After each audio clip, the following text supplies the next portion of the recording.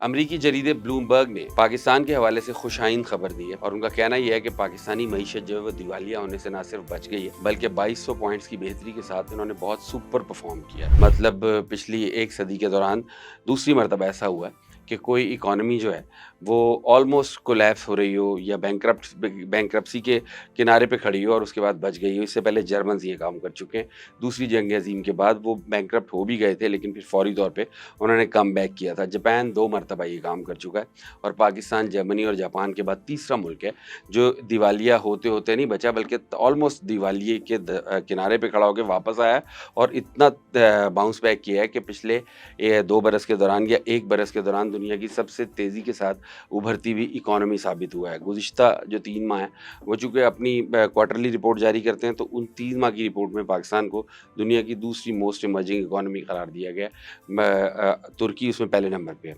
अच्छा, तुर्की की और इसकी अहमियत का आप इस बात से अंदाज़ा लगा सकते हैं कि अगर तुर्की इमर्जिंग इकॉनमी है और मतलब गुज़िश्ता चंद बरसों में वो जहाँ जाके खड़े हुए हैं, इसी तुर्की को अगर आप 1997-98 में देखें, तो उनकी हालत तकरीबन ऐसी ही थी जैसी पाकिस्तान की 2 या 3 बरस पहले थी। तो आज वो दुनिया की एक लीडिंग इकॉनमीज़ में शामिल हो चुके हैं। इसी तरीके से 1990 की दहाई में, 90 के एंड में और 2000 के इब्तिदा में मनमोहन सिंह के पहले टेन्योर तक भारत की भी हालत ऐसी थी जैसी पाकिस्तान की 3 साल पहले थी, बल्कि इससे बुरी थी।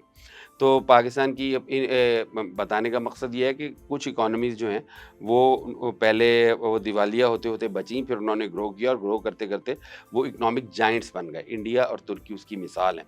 तो पाकिस्तान के बारे में कहा ये जा रहा है कि इनकी परफॉर्मेंस बेहतरीन रही है और 2 ऐसी इकॉनमीज़ जिनके पास जो ऑलरेडी स्टेबल हैं और हमेशा स्टेबल रहती हैं। मिसाल के तौर पे नाइजीरिया है, उसके पास फ्यूल इतना ज़्यादा है, ऑयल इतना ज़्यादा है, दुनिया का चौथा बड़ा मुल्क है जो तेल पैदा करता है, उसकी इकॉनमी जैसे मर्ज़ी हालात हों वो स्टेबल ही रहती है, लेकिन वो डिक्लाइन पे गई है। और साउथ अफ्रीका अपनी गोल्ड इंडस्ट्री की वजह से और माइनिंग की इंडस्ट्री की वजह से दुनिया भर में मोस्ट स्टेबल और इकॉनमीज़ में से समझा जाता है। लेकिन गुज़िश्ता 3 माह में या पिछले 2 क्वार्टर्स में उनकी इकॉनमी डाउन हुई है। ब्लूमबर्ग का कहना ये है कि 2200 पॉइंट्स का जो जंप है पाकिस्तान का, ये इनक्रेडिबल है और उन्होंने इसको बहुत ही खुशाइन करार दिया है।